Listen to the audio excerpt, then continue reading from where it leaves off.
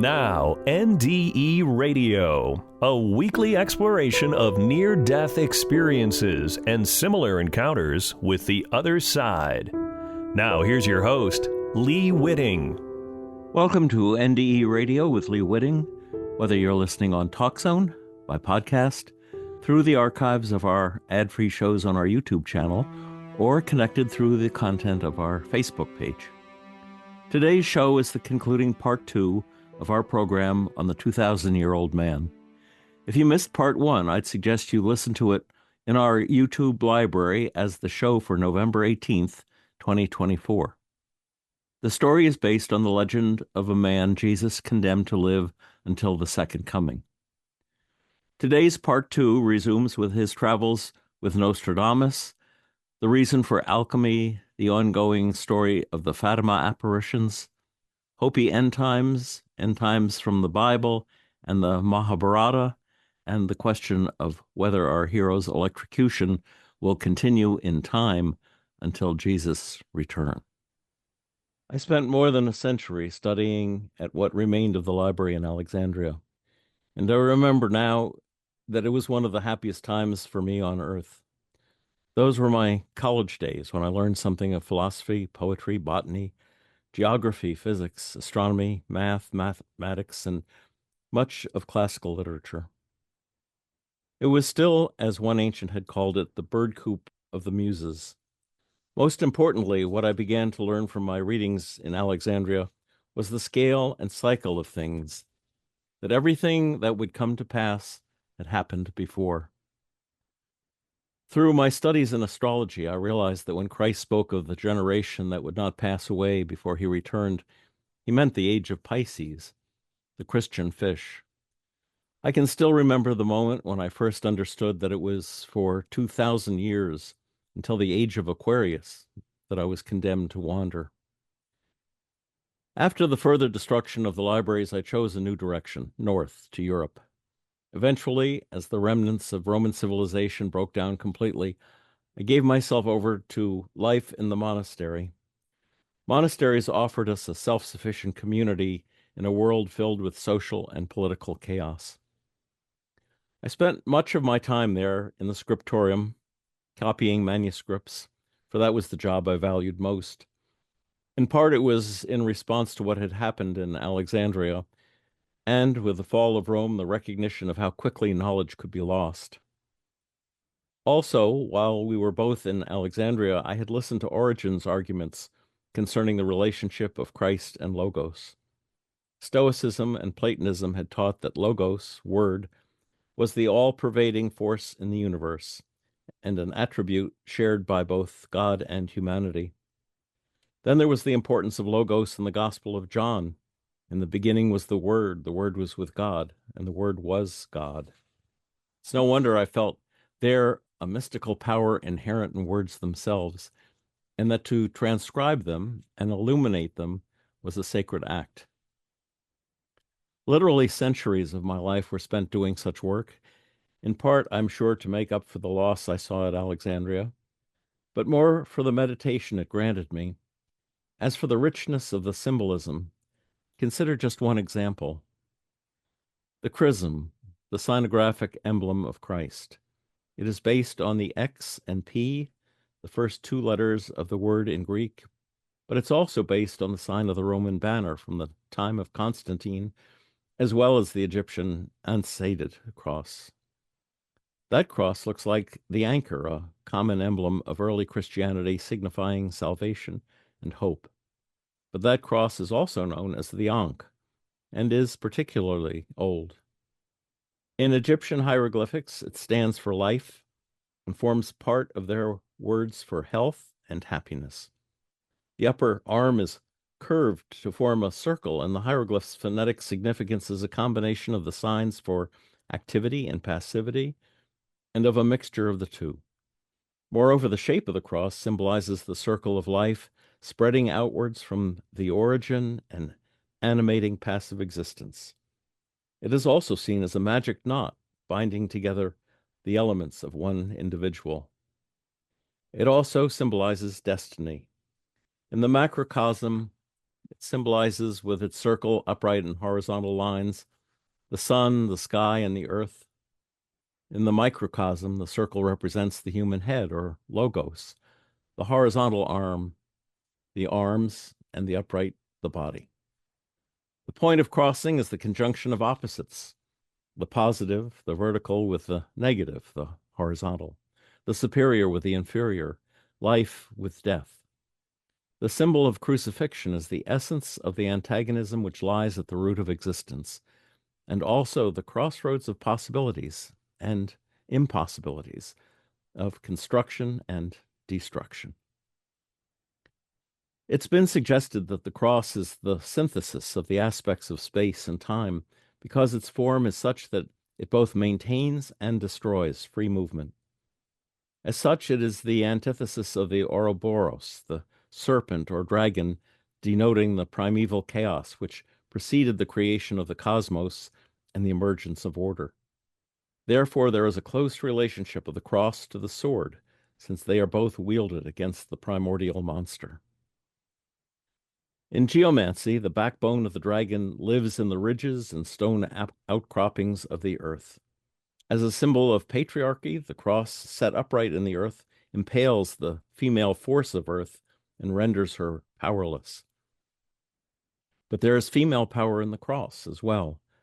The form of the Ankh, for instance, is the mirror of the goddess Isis. In Christian imagery, Mary clings to the foot of the cross, her heart pierced by the symbolic sword. Her heart is the rose pierced by a thorn. She is the vessel and the earth, catching the blood of her dying son in the chalice known as the Holy Grail. Mary, the rose, and the Holy Grail became for the Middle Ages the symbols that sparked a rebirth of spiritual consciousness. Finally, the cross is also an inversion of the tree of paradise, and like the tree of life, the cross becomes the axis of the world. So located, it becomes the bridge or ladder by means of which the soul climbs to God.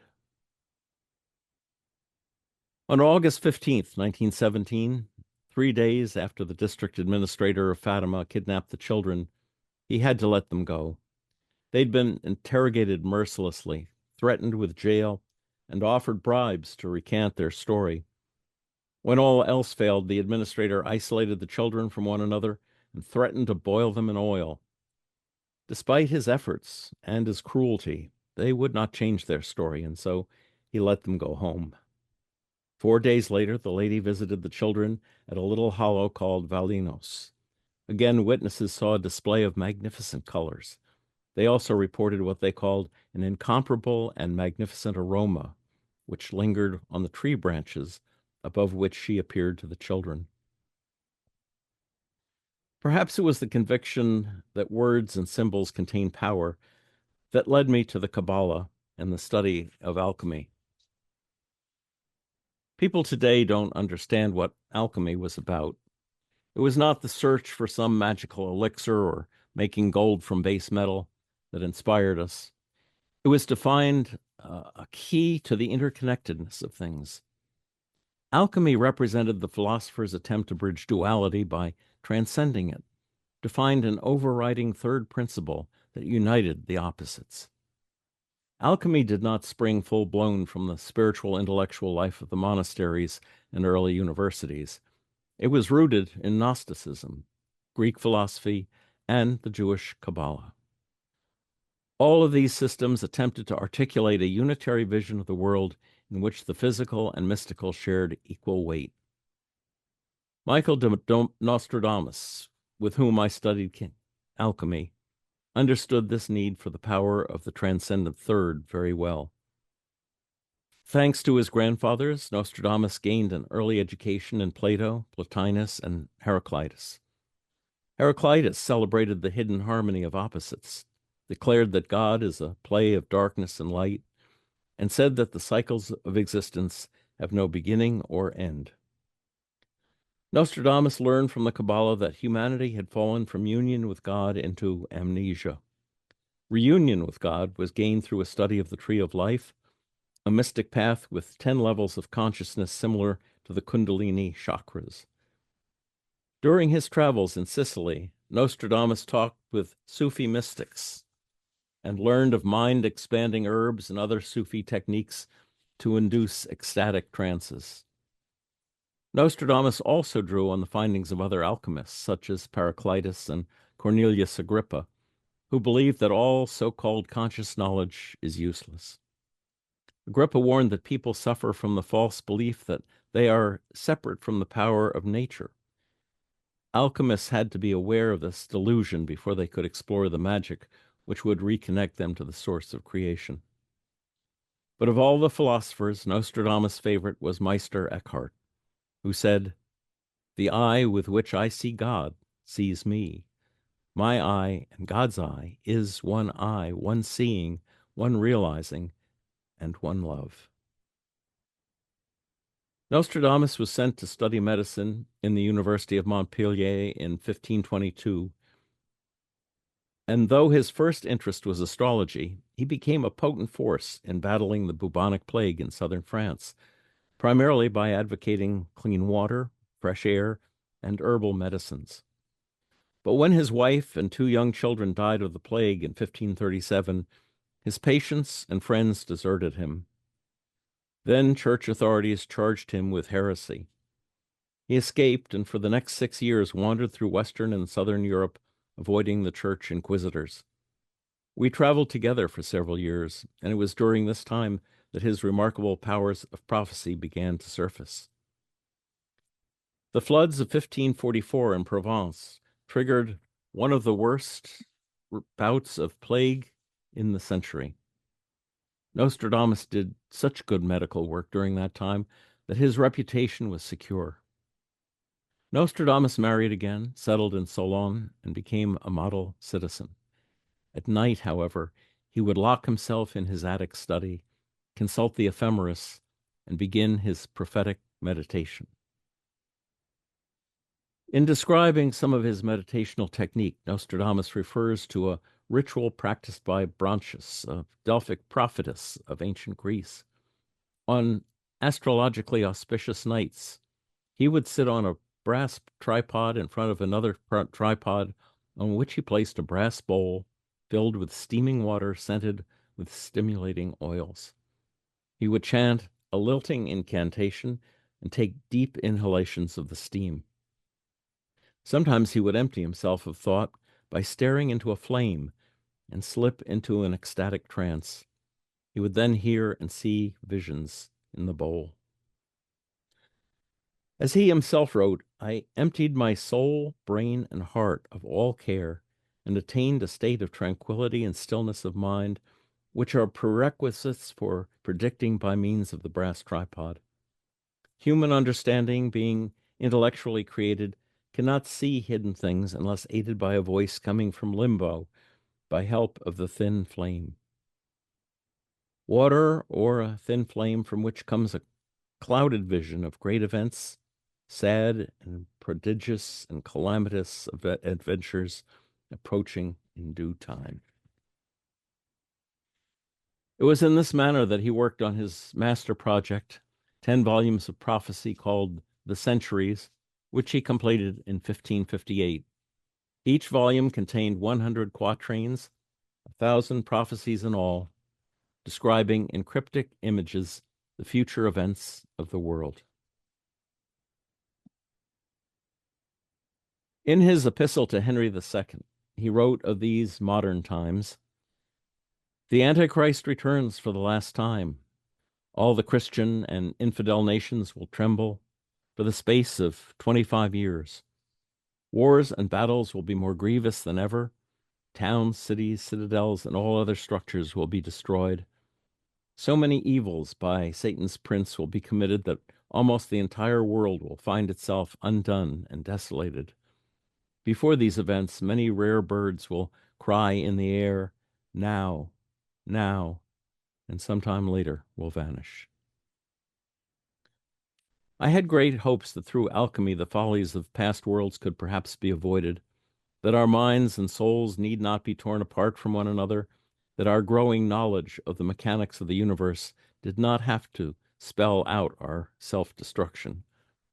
But I saw from Nostradamus' prophecies But these were fragile hopes, and that destruction at the appointed time through our own folly was probably unavoidable. When alchemy ultimately failed, the result was 400 years of an ever-increasing social schizophrenia as technology outdistanced the inner knowledge of the spirit. On September 13th, 1917, an estimated 30,000 people had gathered in the field to see if the Lady of Fatima would again appear to the children. At noon, the sun became so dark that stars were visible to the crowd. Many also witnessed a great ball of light come silently out of the east and settle on the treetop. At the same time, what looked like white flowers drifted from the sky and dissolved before reaching the ground. That day, the lady stressed to the children the vital importance of daily prayer, and especially the need for simplicity in their approach to prayer. When she was done, the crowd again witnessed the spectacular globe of light. It rose from the top of the little tree and disappeared on the eastern horizon. Rather than live through the wars and tragedies that Nostradamus predicted were to happen in Europe over the next few centuries, I chose to leave France for the New World. Stories were sweeping Europe of primitive tribes living at one with nature in the northeastern Americas known as Acadia. There was also a tale of a fabulous golden city on the Penobscot River known as Norumbega. I traveled on a French trading vessel commanded by the Baron de Castin to Fort Pentegoet at the mouth of the Penobscot. The stories of the city paved with gold proved not to be true, much to my disappointment, for I'd hoped they were people who might have remembered themselves as descendants from Atlantis. The Baron, who married an Indian chief's daughter, gave me introduction to the Tarratine Indians of the area, but I soon found the climate too severe for my liking. I moved south and west over the next several years, living with different tribes along the way. In time, I settled with the Hopi, and in their company, I felt at home. Like me, the Hopis were convinced there had been previous worlds. They believed that we were now in the fourth and last. More than that, though, their mythology had a wisdom and a symmetry the others seemed to lack. It was as if they had drawn on ancient scientific knowledge or powerful psychic insights and mythologized them to preserve their basic truth. Hopi legend tells us of 4 worlds. In the first world, there was only the creator, Teowa. There was no beginning, no end, no time, no shape, no life. Only an infinite void that had its beginning and end, time, shape, and life in the mind of Teowa, the creator. Then the infinite conceived the finite, and Teowa created a nephew, Sotoknan, to make it manifest. From endless time, Sotoknan gathered that which was to be made into solid substance, water and air. Teowa approved and ordered Sotoknan to create life and its movement to complete the 4 parts of the universal plan. So Sotoknan went to the universe created for the first world and created his helper, Spider-Woman. Spider-Woman took earth, mixed it with her saliva, and molded it into twin beings. She then covered them with a cape made of the creative wisdom and sang the creation song over them. The 2 beings sat up and asked, "Who are we? Why are we here?" Spider-Woman named the twins and told them they were here to keep their world in order for when life was put upon it. So the first twin, Boganghoya, traveled throughout the earth, solidifying the high places into great mountains. The lower reaches he made pliable enough to be used by the beings to come, who would call it their mother. The second twin, Palongahoya, sounded his call throughout the world, and all the vibratory centers along Earth's axis resounded from pole to pole. The whole earth trembled, the universe quivered in tune. Thus he made the whole world an instrument of sound. Everything was tuned to the sound of the Creator. When this was done, the twins were told to keep the world properly rotating. Poganghoya was sent to the North Pole and given the power to keep the world in a stable form of solidness. Palongahoya was sent to the South Pole and given the power to keep the air in gentle, ordered movement, and told to send out his call for good or warning through the vibratory centers of the earth. Spider-Woman then created from the earth everything that grows, all kinds of birds and animals, and finally, human beings. The first people understood that the earth was a living entity like themselves. She was their mother. They were made from her flesh. They suckled at her breast as Mother Earth and the Corn Mother. In their wisdom, they also knew their father in two aspects. He was the sun, and through that face, he was Teoa, their creator. These universal entities were their real parents, their human parents being but the instruments through which their power was made manifest. The first people understood the mystery of their parenthood and the nature of their humanity. They believed that the human body and the body of the earth were constructed in the same way. Through each ran an axis, the backbone, and along this axis were several vibratory centers which echoed the primordial sound of life throughout the universe, or sounded a warning if anything went wrong. One of these vibratory centers is located in the heart. The first world started downhill when Lavohoya, the talker, appeared as a mockingbird named Machni. The more he talked, the more he convinced people of the differences between them. Then came Katoya in the form of a snake with a big head. The people became suspicious of one another, made false accusations, and finally began to fight one another. Yet even then, there were a few people who still lived by the laws of creation. Sotuknong told these people to follow a certain cloud by day and a certain star by night, till they came to a big mound where the ant people lived. And when they went down to live with the ant people, Teowa commanded Sotuknong to destroy the world, and he destroyed it with fire. He rained fire upon it and opened up the volcanoes. Fire came from above and below and all around until the earth, the waters, the air were all fire, and nothing was left except the people inside the womb of the earth. When what had been the first world cooled off, Sotuknong purified it and began to create the second world. He changed its form completely, putting land where the water was and water where the land had been. This second world was not so beautiful as the first, and the animals were wild and kept apart. But it was beautiful, nevertheless.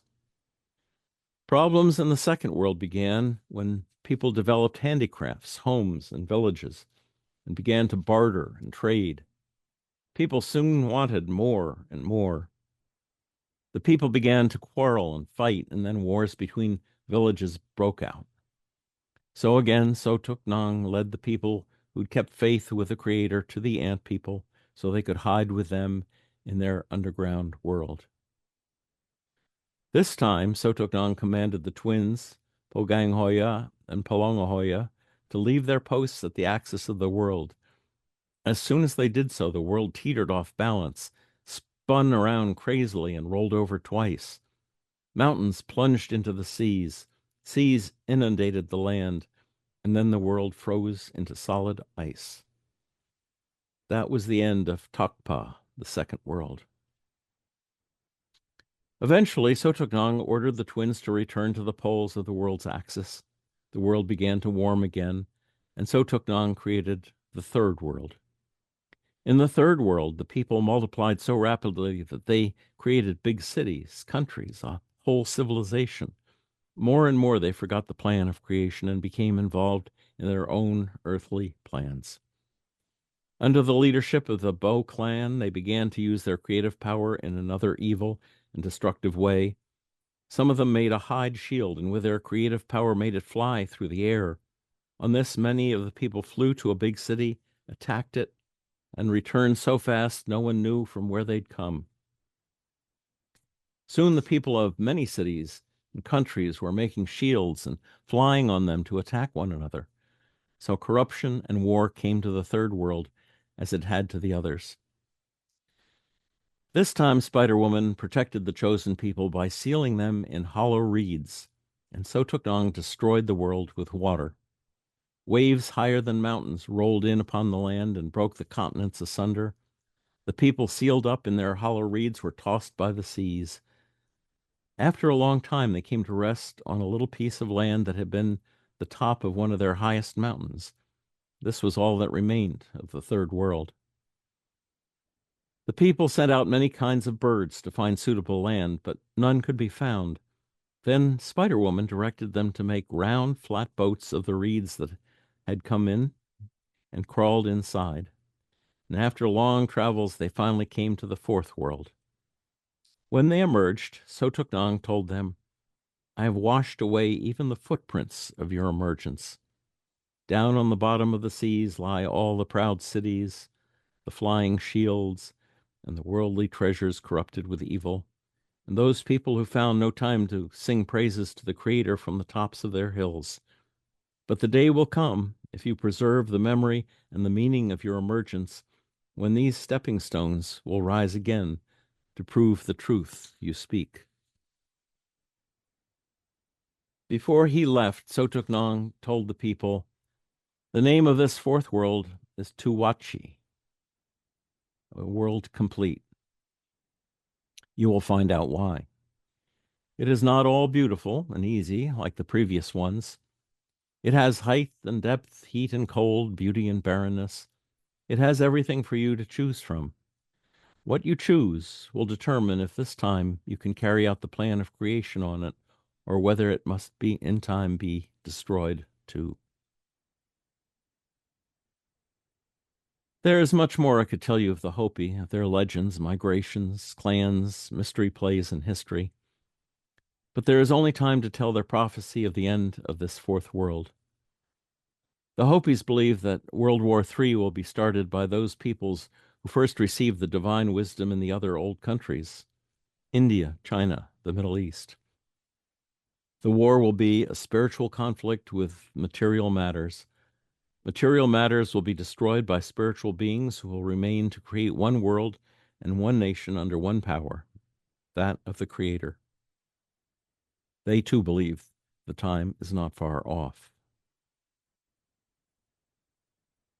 During the night of October 12th, 1917, thousands of people began streaming into the field near Fatima. By morning, a heavy rain was falling on the almost 80,000 people gathered there. At about noon, the crowds could plainly see a column of blue smoke, which appeared and disappeared 3 times near the children. While this was happening, the children gazed ecstatically at the lady who stood above the little tree. She again told the children how important it was for the world to pray and to ask forgiveness for sin. Then, as the sun came out from behind the clouds, the lady spread her hands, sending magnificent rays of light toward what appeared to be the sun. Lucia cried, "Look, the sun!" At that moment, the rain stopped and the clouds were pulled apart, revealing what one witness, Dr. Jose Maria Garrett, described as, quote, "a disk with sharp rim and clear edge, luminous and lucent, but not painful to the eyes." The comparison of the sun with this disk of smoky silver does not seem to be apt. It had a clearer, more active and richer color, as changeable as the luster of a pearl. It was not round as the moon is. It did not have the same character or same light.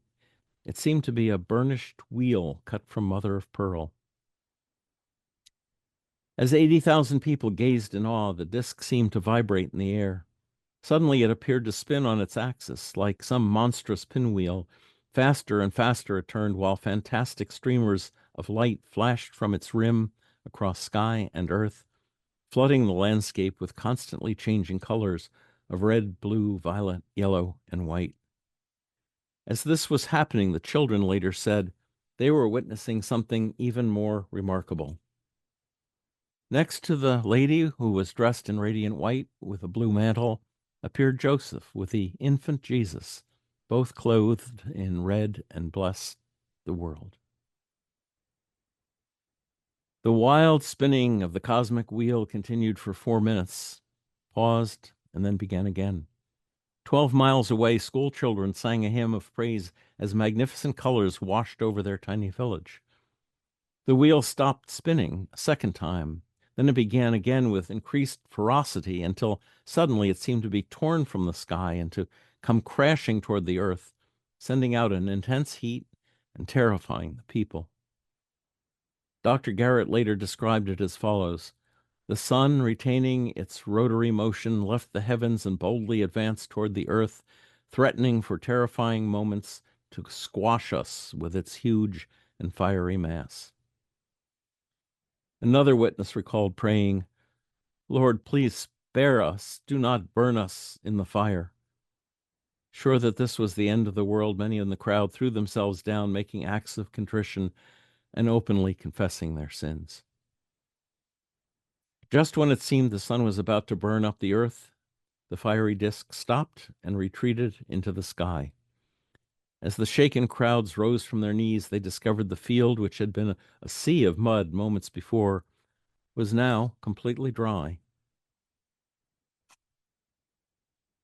In the Hopi legend, as well as the Christian, this world is destroyed when most of humanity forgets to praise the Creator. The faithful few are led to a safe place while the world is once again burned, washed, frozen, or shaken clean. Now, once again, we've learned how to manipulate materials and think we know the secrets of the universe. Destruction for this offense is a self-fulfilling prophecy we bring upon ourselves again and again. As Nostradamus told me, it is not inevitable, but it will happen. On this, both environmental scientists and prophecy seem to agree. Who are these prophets? Heraclitus of Ephesus, a Greek philosopher of the Ionian school, predicted that the next periodic destruction of the earth by fire and flood would occur close to what our calendar calls the year 2000. Toltec, Aztec world-ending concepts prophesied that this world would end within the present era by earthquakes, a belief held by Berosus of Babylon and other early seers. The Bible contains numerous references to certain conditions which must be met before the end, the final days being identified as the time soon after the Jews have returned to Israel. At this time, as written in Zechariah 14, the Lord declares, "I will gather all nations against Jerusalem to battle." These prophecies are also contained within Ezekiel chapters 36, 37, 38, in Daniel 11, 12, 14, Joel 2 and 3, and Isaiah 23 and 24. In Ezekiel's prophecy, we find that a great invasion shall come from the north, and every man's hand will be against his own brother. This prophecy tells of God's intervention with pestilence and with blood, and I will rain upon him and upon his bands an overflowing rain of great hailstones, fire, and brimstone. And 7 months shall the house of Israel be burying them. Daniel's prophesies that at the time of the end, the king of the south shall push at Israel, and the king of the north shall come against them like a whirlwind, with chariots, with horsemen, and with many ships. The prophecies of Joel deal with destruction before a future day of judgment and describe wonders in the heavens and in the earth, blood and fire and pillars of smoke. The sun shall be turned into darkness, and the moon into blood, before the great and the terrible day of the Lord come. The description fits how the sun and moon would appear through atmospheric pollution from heavy bombardment or from burning oil wells. And in Isaiah, the windows from on high are opened, and the foundations of the earth do shake. The earth is utterly broken down. The earth shall reel to and fro like a drunkard. It shall fall and not rise again. The Lord maketh the earth empty and turneth it upside down. The book of Revelation also provides vivid descriptions of the approaching period of the apocalypse. It refers to the final battle of Armageddon, in which there will be an attacking army spouting fire, smoke, and brimstone. There are descriptions of modern weaponry, of the power to scorch men with fire, and that people were scorched with great heat and blasphemed the name of God. Revelations also describes an earthquake such as was not seen since people were upon the earth, so mighty an earthquake and so great. And there's a passage in Zechariah 14 describing what sounds like nuclear war, which reads, "Their flesh shall consume away while they stand upon their feet, and their eyes shall consume away in their holes." There is what might be a forewarning of poisonous pollution contained in the book of Esdras, of the Apocrypha, which tells that great and mighty clouds shall rise to destroy all the earth and its inhabitants, and they shall destroy cities and walls, mountains and hills, trees of the forest and grass of the meadows and their grain. No one shall be left to cultivate the earth or to sow it. And then there is the following from the Gospel of Matthew. And Jesus told them, "So when you see the desolating sacrilege spoken of by the prophet Daniel standing in the holy place, then let those who are in Judea flee to the mountains. Let him who is on the housetop not go down to take what is in his house, and let him who is in the field not turn back to take his mantle. For then there will be a great tribulation, such has not been seen from the beginning of the world until now, and never will be. And if those days had not been shortened, no human beings would be saved. But for the sake of the elect, those days will be shortened. Then if anyone says to you, 'Lo, here is the Christ,' or 'There he is,' do not believe it. For as the lightning comes from the east and shines as far as the west, so will be the coming of the Son of Man." The prophecy attributed to the medieval Irish monk Saint Malachy, the abbot of Bangor, also confirms time is at hand.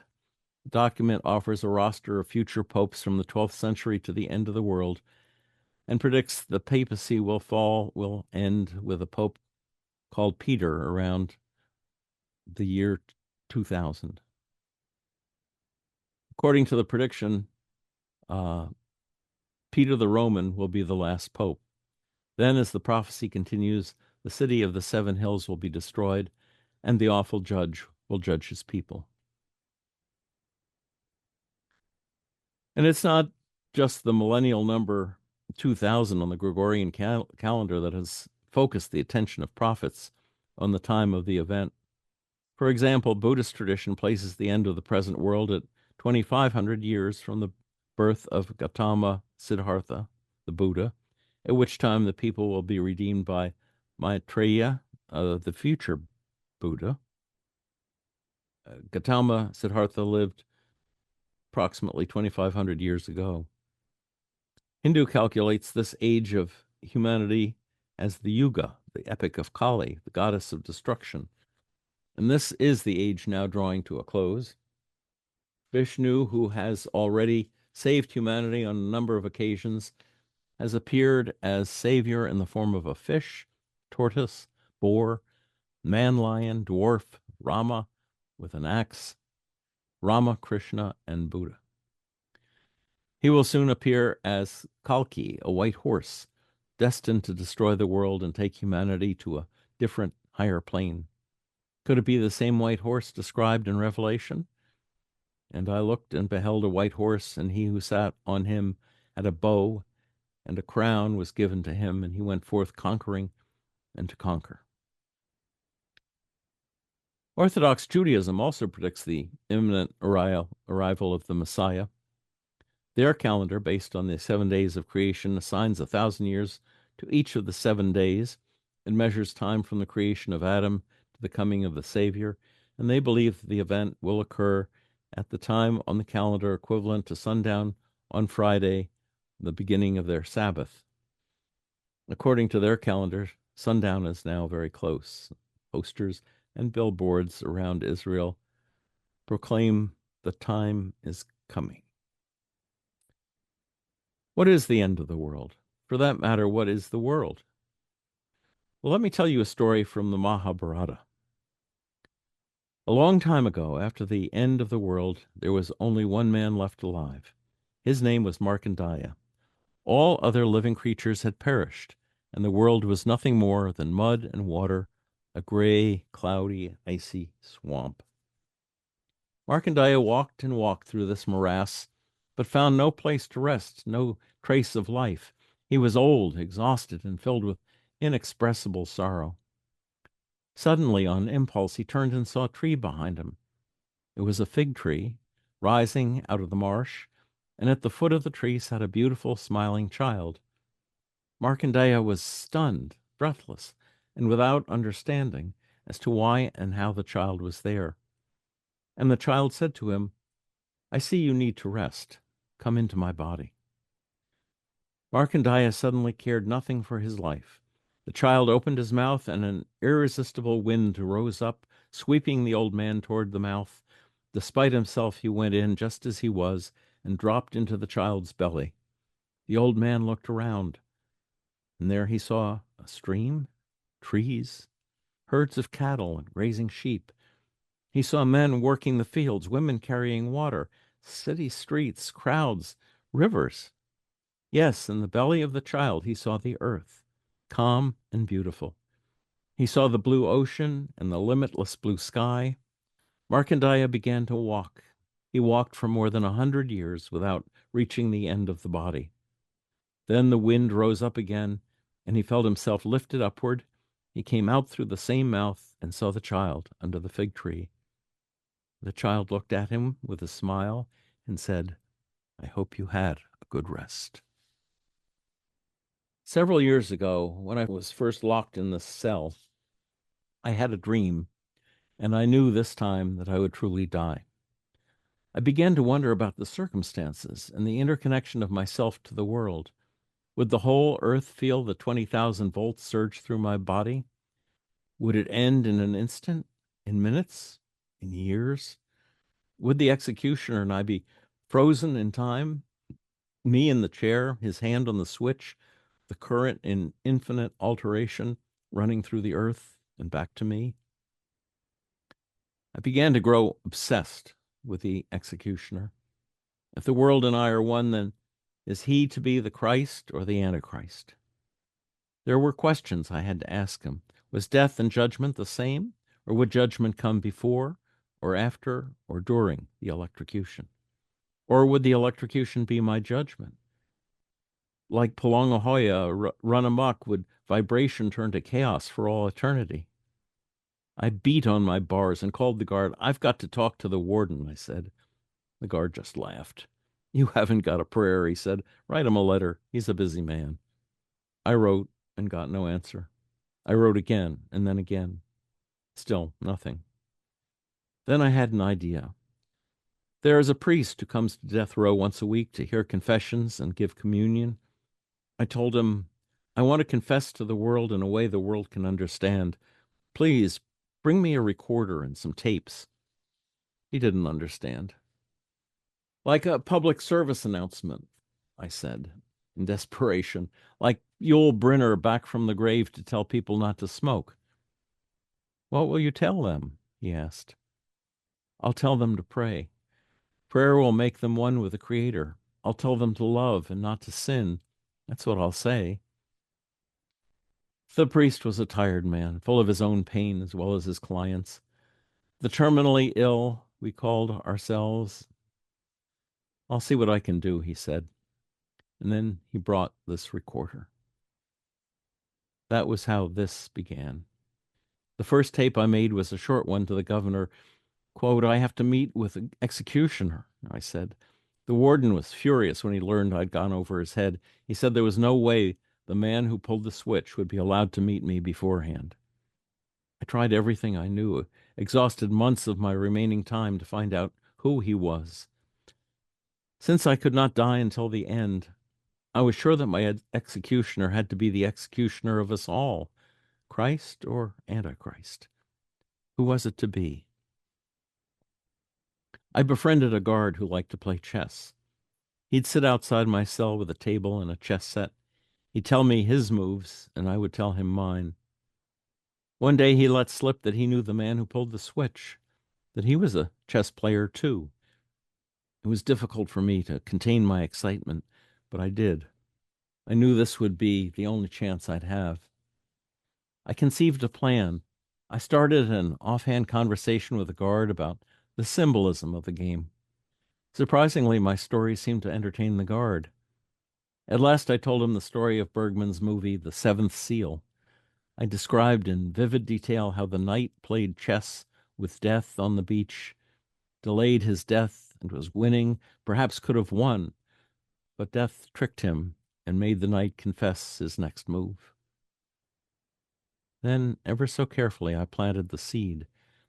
Wouldn't it be amusing for the executioner and I to play a game of chess together? I peered through the tiny window in the door and knew the guard was hooked. It was just a matter of time. 3 days later, I was waked by a bang on the door. It was the guard.